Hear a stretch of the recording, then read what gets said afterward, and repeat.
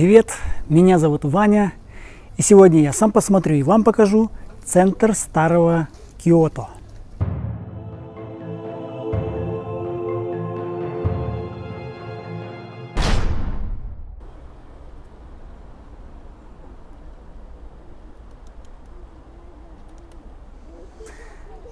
Для малообразованных, не буду показывать пальцем, скажу, что Киото был столицей Японии более 1000 лет и лишился этого статуса всего лишь 153 года назад. Так что это вам не хухры-мухры. Да, и начать нашу пешую прогулку по старой части этого города мы решили с этого, можно даже сказать, святого места, Императорского дворца. И сразу небольшое отступление. Я снимаю это видео не один, у меня тут целая съемочная группа. Я хотел бы вам ее представить. Сначала моего личного оператора, Анну Ивановну. Анна Ивановна, подойди, пожалуйста, помаши людям. Пусть знают, кто здесь косячит. Ну-ка, помаши привет. А еще у меня есть специалист по шуму. Ну, тот, который всегда шумит. Да, он будет влезать в кадр, трогать микрофон, отвлекать оператора. Это у нас Юрий Иванович. 5 minutes later. Иванович, вам бы кофе попить, нет? Ну, вы с ним еще познакомитесь. Территория дворца обнесена невысокой, так что если вы ниндзя, перепрыгните без вопросов, но довольно крепкой стеной, с каждой стороны которой есть ворота, всего их 9. Согласно китайскому фэн-шую, император пользовался только южными вратами. Ну, мы с вами, к счастью или к сожалению, не императоры, так что пойдем через западные, Сейшимон, ворота чистого места.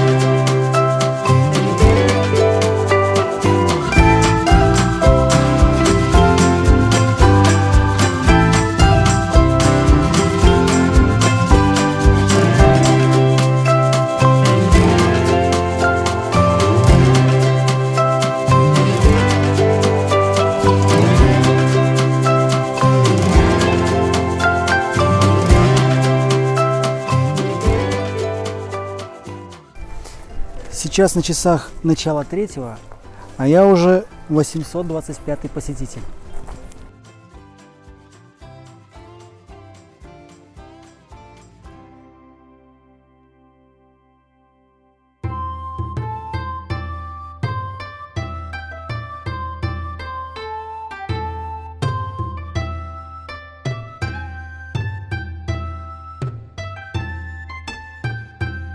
Если, услышав императорский дворец, вы представили что-то масштабное, золотыми унитазами, комнатой грязи и аквадискотекой, то нет. Тут, как и многое другое в Японии, красиво, но скромно.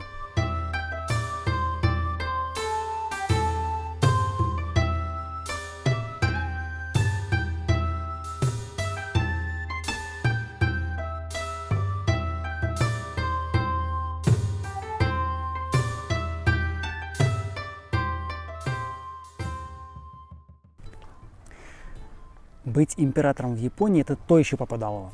С одной стороны, да, хочешь мороженое, хочешь пирожное, а с другой стороны, у него было огромное количество ограничений. Считалось, что император был прямым потомком богини Солнца, то есть сам был синтоистским божеством. Следовательно, на него нельзя было смотреть, нельзя было писать его портреты. Представьте, вы император, а вас в лицо никто не знает. Да, ему самому нельзя было покидать территорию дворца. То есть он сидел, думал о высоком, писал стихи, рисовал какие-то пейзажи и все время молился. То есть был монахом, но очень влиятельным.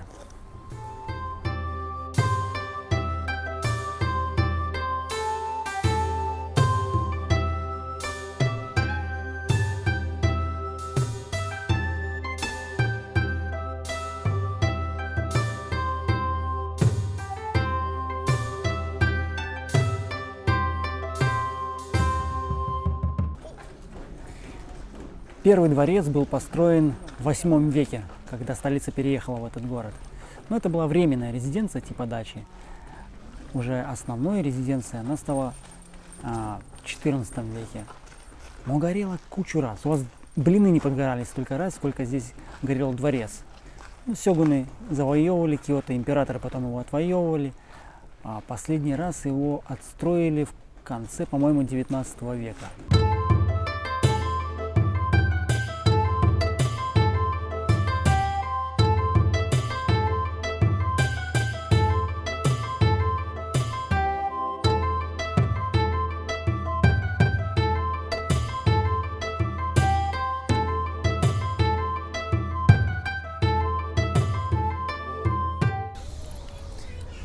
Еще совсем недавно территория дворца была открыта для посетителей всего лишь 2 раза в год. В апреле, когда цветет сакура, и в ноябре, когда краснеет японский клен. В этом году я сомневался, мы вообще сможем посетить или нет, потому что коронавирус, все дела. Оказалось наоборот, он сейчас открыт круглый год, с утра до вечера. Но следите за выходными днями на официальном сайте, они бывают меняются.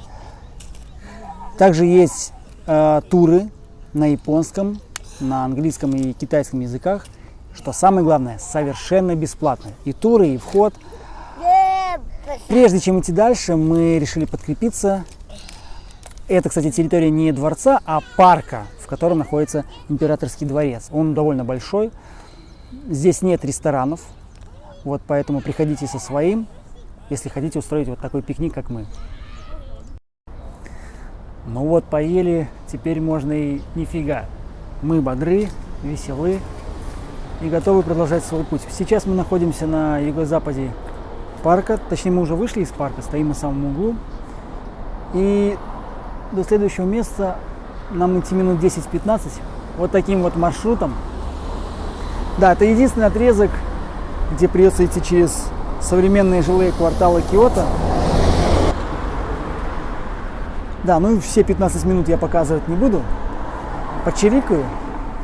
Порежу в смысле. Я же супер-пупер монтажер. Храм Хэйан. Опять же, для тех, кто в детстве книжек не читал, Хэйан – это старое название Киото. Переводится как «столица мира». Ну не в смысле мира, а в смысле мира.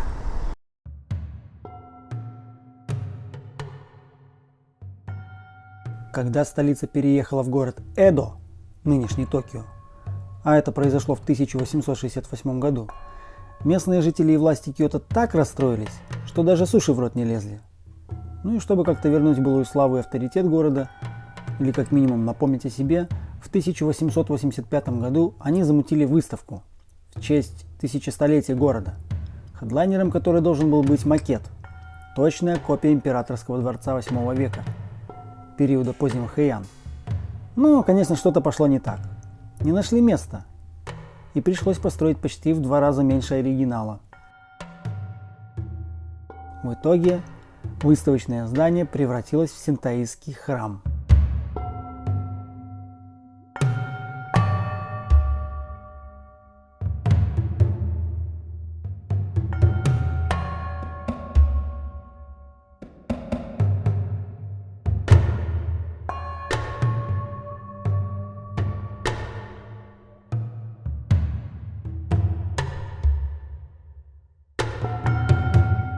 Все это, как и многие другие древние достопримечательности в Японии, новострой.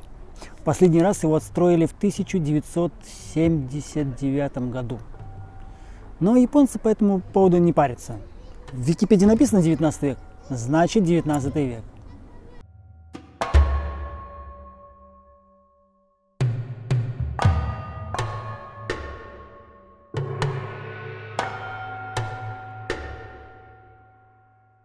Кстати, на территории храма имеется сад.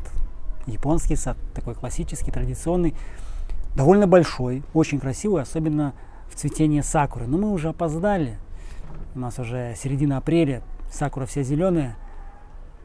Так что я вам его не покажу, потому что у вас документов нету. Ну или как поется в песне, там хорошо, но мне туда не надо. Идем дальше.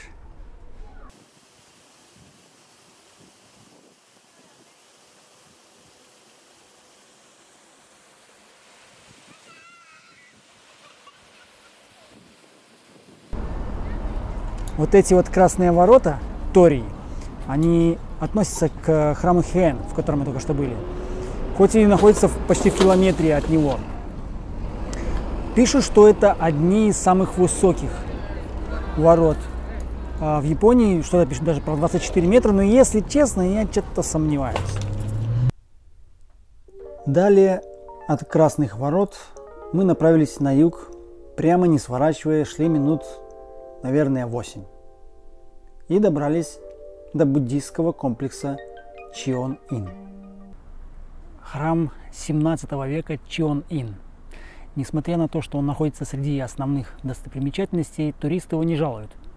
Да, это, кстати, еще не храм, а только ворота в комплекс. Это не то, как у наших министров на даче, конечно, но, согласитесь, тоже впечатляет.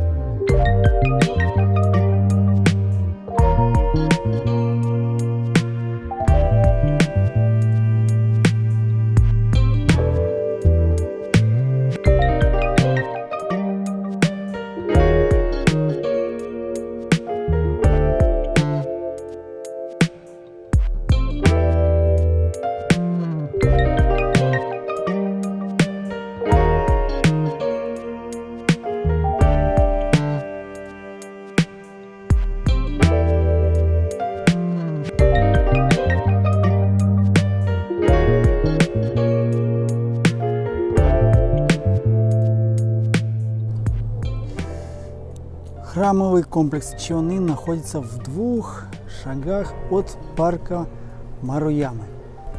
Мы туда сейчас и пойдем.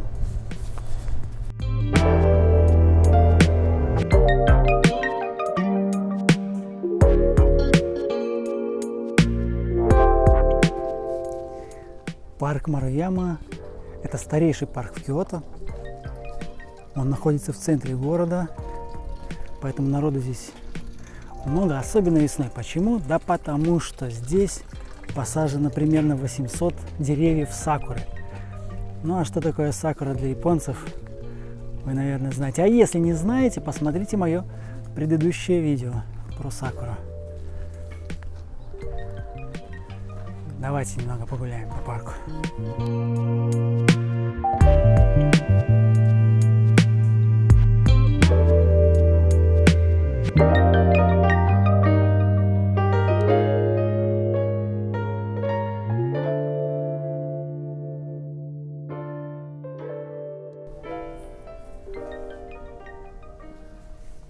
Ну а вишенкой на торте вот такая вот вишенка. Да, сейчас она так себе выглядит, но когда цветет, сюда собирается весь город. Особенно вечером, включается подсветка. Говорят, самая старая сакура в парке. Не знаю, в паспорт не заглядывал, но то, что самая большая, думаю, да.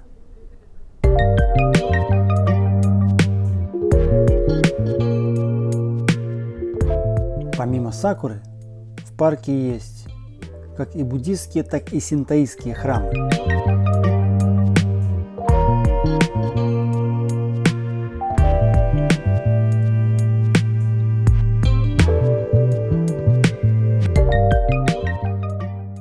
рекордсменом этих всех храмов тут является, конечно, Ясака-Джиндзя, храм 8 холмов.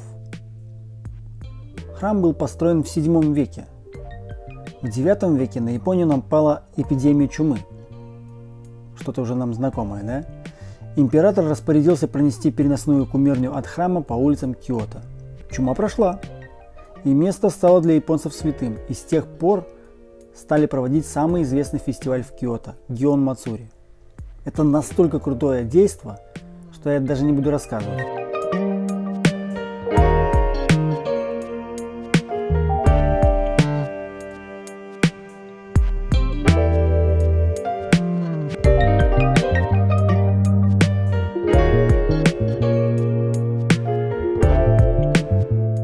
Это западный вход на территорию храма, да и всего парка, двухэтажные ворота. А через дорогу начинается знаменитый квартал Гион, где можно и сейчас встретить гейш. Забегу вперед, там мы гейш не встретили. А вот здесь, в парке Маруяма, нам удалось. Пойдем покажу.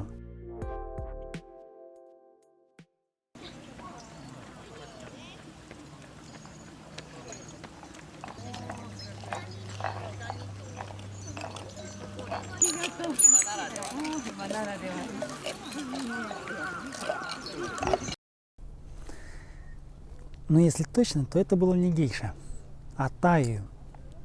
Не знаете, кто такие таю? Ай, ну вы, даете. Позорите меня только. Ладно, расскажу. Ну, надеюсь, вы знаете, что гейши не были проститутками. Они развлекали клиентов танцами, песнями, да всем чем угодно, мастерством икебаны, чаепитием, разговорами о жизни и так далее. Ну, в общем, вы знаете. Так вот, таю занимались тем же самым еще за 100 лет до появления гейш в Киото. Но вот они как раз-таки были представительницами древнейшей профессии. Но то была элита, просто топ. Самые известные, талантливые и образованные женщины в городе. В первую очередь их воспринимали как женщин-артисток, а интим был одной из услуг и далеко не главной. Они жили в отдельных апартаментах, имели собственных служанок, и позволить себе их услуги мог только очень богатый аристократ. В отличие от остальных куртизанок, таю имели право отказать клиенту, если он им не нравился. И отдавалась такая девушка клиенту не всегда на первой встрече. Вот такие вот нравы. Гейши – это упрощенная версия таю. Они обслуживали уже не аристократию, а купцов, у которых запросы были поскромнее. Поэтому и внешне таю отличаются от гейш. Например, одежда. Кимоно гейш отделывали росписью, в то время как у таю рисунок исключительно тканой. Ну, в общем, вы поняли. Прическа плюс-минус одинаковая, а вот украшений у таю побольше. В отличие от гейш, у таю пояс в виде сердца завязан спереди, а не сзади, что подчеркивает высокий статус. И руки всегда держат под поясом. А вот ноги голые, всегда ходят босиком даже зимой. Есть несколько особенностей, которые у таю переняли майко, ученицы гейш. Ну, например, ненакрашенная верхняя губа и черные зубы. Вот такая вот красота по-японски. Прогулка оказалась довольно большой, и видео где-то минут на 40 получилось. Поэтому я решил сделать 2 части. Вторую половину я покажу через неделю. Мы прогуляемся по узким улочкам Киото, посмотрим храм чистой воды Кийомидзудера, посетим район Гион, ну и полюбуемся, как японцы носят кимоно.